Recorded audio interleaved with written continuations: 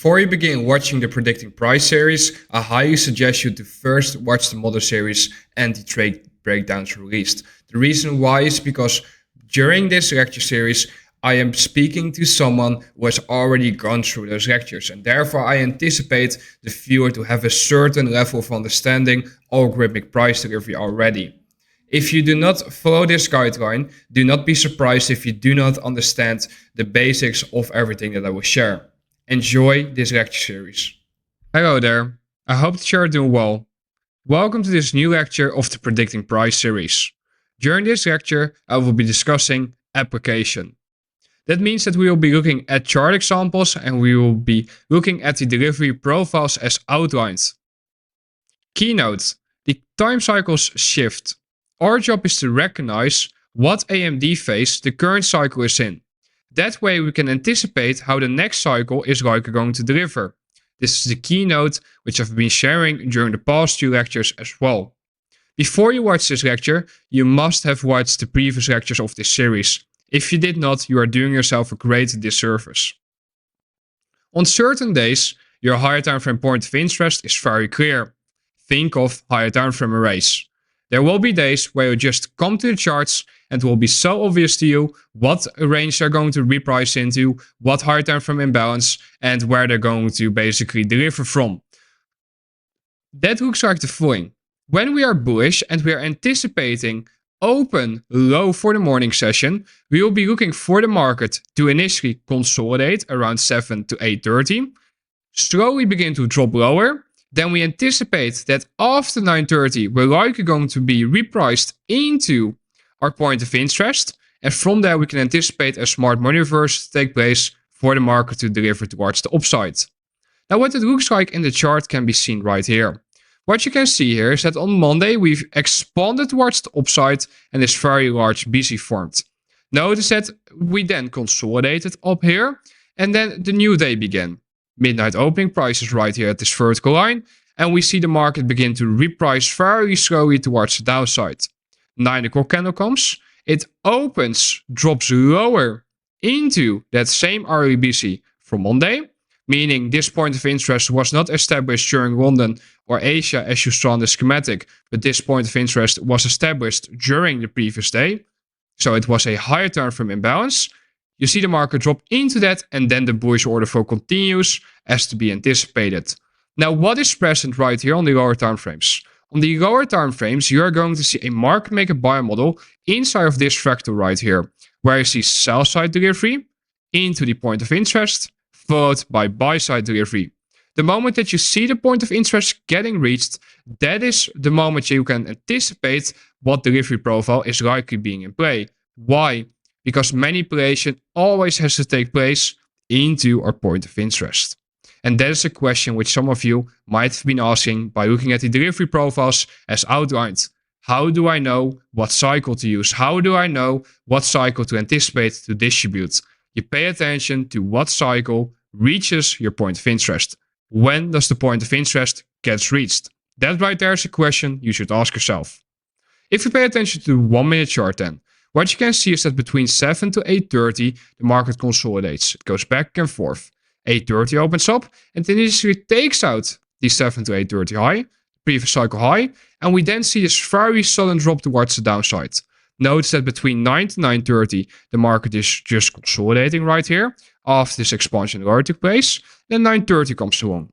9:30 opens low, taking out the previous 30-minute cycle low, which formed above that blue line. So this is engineered sell-side liquidity. The moment that you see this open low, and you see the rejection from that point of interest, that is where you can anticipate that we're going to see distribution afterwards between 9:30 to 10 and from 10 words on. Because that shows to you that manipulation took place between 8:30 to 10, so therefore 10 to 11:30 is likely going to distribute. But on other days, your higher time frame point of interest is not clear. Think of a lack of higher time frame arrays, for example, a lack of higher time frame imbalances. We then use time-based liquidity as a point of interest, meaning we pay attention to purely the time cycles to anticipate where manipulation is going to take place into before distribution will take place. This usually occurs on consolidating days. What you can see right here is that the market expanded towards the upside, but there was a lot of back and forth going. There were not really any arrays that got created. But still we saw the market expand towards the upside from 10 o'clock right here, from this green box, from this low right here. Why? Well, what I want you to see first of all is the following. What I want you to see is that between 7 to 8:30, the market slowly grinded towards the upside. 8:30 comes along and it reprices higher, taking out the previous cycle high, and then this sudden drop takes place. We take out the previous cycle low. What oh what can you anticipate now? What we're waiting for is the signs of a low forming right here before the market begins to expand towards the upside. This is engineered bias liquidity. Why? Because our drawing liquidity is above market price. So even though this might not be the ideal representation of this schematic right here, why not? Because AM2 took out the AM1 high right here. You can still see that AM3 is referring both to the AM2 high as the AM1 high. Yep. So therefore, this is engineered bias liquidity, which we can seek to attack. Now, a question which I want you to ask yourself is, why does this row remain intact? And why is this schematic still the delivery which took place here? I want you to pause the lecture for a moment and I want you to think about it. I hope that you paused it because I'm now going to continue. Here you can see Nasdaq on the left and ES on the right. What you can see is that Nasdaq created a higher low relative to that 90-minute cycle low of 8:30 to 10. However, if you pay attention to ES, you'll see that ES created a lower low relative to that low of 8:30 to 10. Therefore, you're seeing 90-minute cycle SMT. And therefore, you can anticipate that continuation higher is going to take place because that is what the underlying order flow is suggesting, that we're going to reprice higher. Now you can see that when I overlay the schematic again, you can see that on ES, we in fact took out the previous 90-minute cycle low during AM3. So we took out the AM2 low during that third AM cycle. Now you can see why on Nasdaq we didn't have to, because that SMT was what was required in order to confirm the expansion higher taking place. Now the next example which we're going to take a look at is a bearish example. What I want to see is that the market repriced towards the upside throughout the London session and the beginning of the New York morning session. The market runs higher and it reaches this buy-side liquidity pool. The market takes out this high and notice that we then see a rejection taking place and the market reprices towards the downside and it reaches exactly this price level right here. What I want you to see is that the fact that we repriced higher, taking out this high at a key time, failing to displace above it, shows to you that we are likely going to see the market draw towards sell-side liquidity next, drawing back into the daily range from low to high. If you pay attention to the lower time frames then, what you can see is that from the 7 o'clock open of the New York morning session, the market is being repriced towards the upside. Notice that 8:30 opens up and what does it do? 8:30 also runs higher. But here comes something. What occurs from 9:30? 9:30 opens and immediately begins to run higher as well. Notice that we stop right in advance of that high from the RE chart right here during that 8:30 to 10 cycle. 10 o'clock opens up and we manipulate higher, taking out the previous 90-minute cycle high, taking out that high from the RE chart, and we then see a real high form before the market begins to expand towards the downside, drawing towards sell-side liquidity, resting below the low of 7 to 8:30. Notice that when this low got reached during the New York lunch session, we formed a new low and the market began retracing into the expansion leg lower.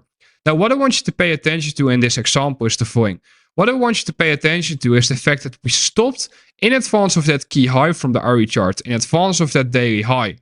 Therefore, we can anticipate that when the new time cycle opens up, we can anticipate open, high, taking out that engineered buy side, reaching that point of interest before turning around and drawing towards engineered sell side. Another bearish example can be found here, where I can see that the market was consolidating all throughout this window of time. You can see both Nasdaq as ES. What I want you to see is that the 1 o'clock RE candle right here opened up and took out buy-side liquidity resting above the previous day high.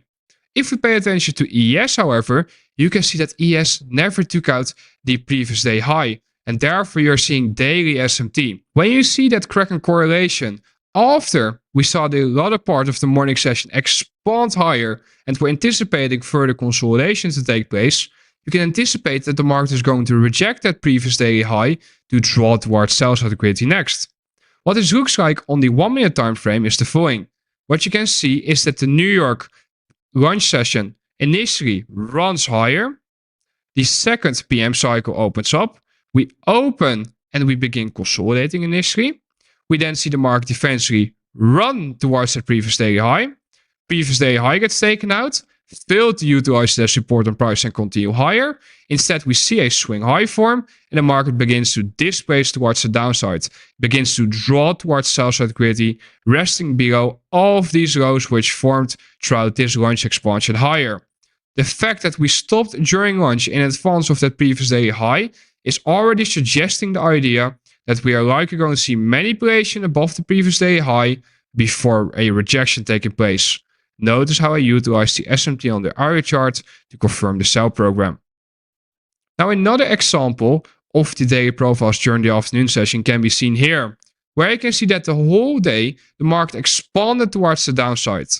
Eventually, relatively equal lows that got engineered on this Friday right here got taken out, and we then saw the market retrace. Why did it retrace? Well, you need to understand that when the market expands lower all day, who has been making money throughout that expansion? Short sellers. Therefore, what we can anticipate is that buy-side liquidity has been engineered. When is price likely going to draw towards that buy-side liquidity? We are likely going to see IPDA reprice towards that buy-side liquidity when the time is right. How do we know the time is right? We know the time is right when a key sell-side liquidity objective gets met, these relatively close right here, during the right session. During what session? During the PM session. Is it possible that PM would continue lower? Yes, however, then we wouldn't see a rejection of all of these lows taking place right here. But because we saw that rejection taking place, that is suggesting that they're likely going to draw towards the CBs which got created during this expansion leg lower. Therefore, on the lower time frames, we can look for buy programs taking place.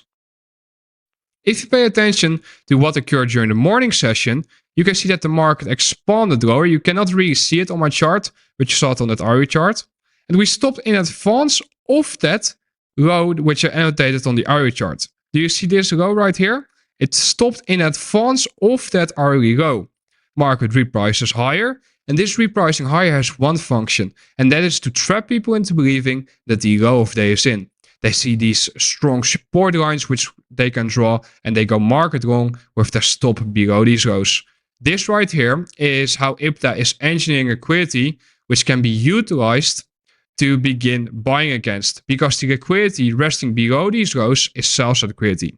The market drops below that sell-side liquidity when after 12 o'clock right here, meaning 12 o'clock open low, which is a 30-minute cycle open low into all of those relative weak lows, and we then begin to see a buy program taking place. And notice that PM1, PM2, and PM3 all reprice towards buy-side liquidity next.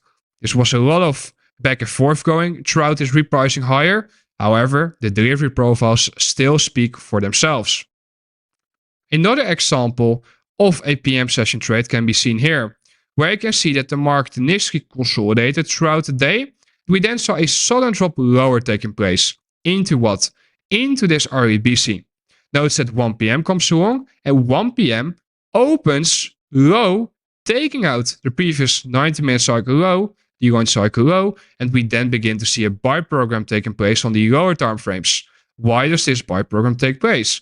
Because we expanded lower in a very rapid manner. So who is making money? People that are selling. Therefore, buy-side liquidity has been engineered. When the time is right, we can anticipate that buy-side liquidity is going to be ejected. On the 1 minute time frame, you can see that we dropped lower throughout the lunch cycle, trading into the REBC already. But notice that 1 PM opens low. It takes out the previous 90-minute cycle low by this wick right here, and we begin to see the market reprice away from that. Notice that we see the market structure shift pattern here, and we leave that REBC. That right there shows to you that we're likely going to see an expansion taking place soon. Notice that we did not, however, wait until the third 90-minute cycle for the afternoon session before reaching the lunch cycle high right here. No, instead you saw the lunch cycle high getting reached during that second PM cycle in one go, meaning sell side of the curve, buy side of the curve. Now, if you pay attention to another example of the morning session, what you can see here is that we repriced lower throughout the beginning part of London, formed this low, the market then began expanding towards the upside. Notice how much back and forth going there was throughout this expansion towards the upside. That right there shows to you that there's a high resistance liquidity run being in play. What you then see is that New York AM opens up and we see the market reprice higher initially, forming this high. We then have this drop towards the downside. 8:30 opens up, we drop lower, and 9:30 then slams towards the upside. It reprices higher significantly. It takes out the previous 90-minute cycle high, and it reaches a very specific price level. When this level gets reached, we are anticipating that a high will form here. Why? Because 9:30 opened and went higher right away, going against our drawing liquidity, which was below market price. Meaning we were anticipating lower prices, and therefore, because we saw 9:30 open high into our point of interest, we can anticipate that after 9:30 and preferably after 10, we are going to see distribution taking place. What do you see? We form a high right here, and then 10 o'clock comes along.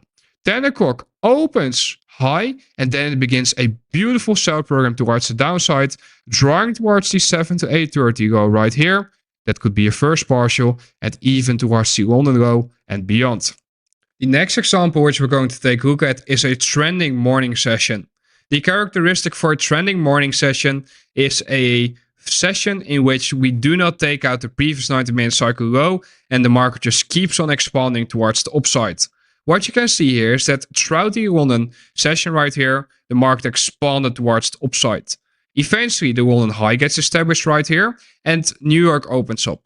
New York opens and drops lower initially before forming a low and expanding towards the upside.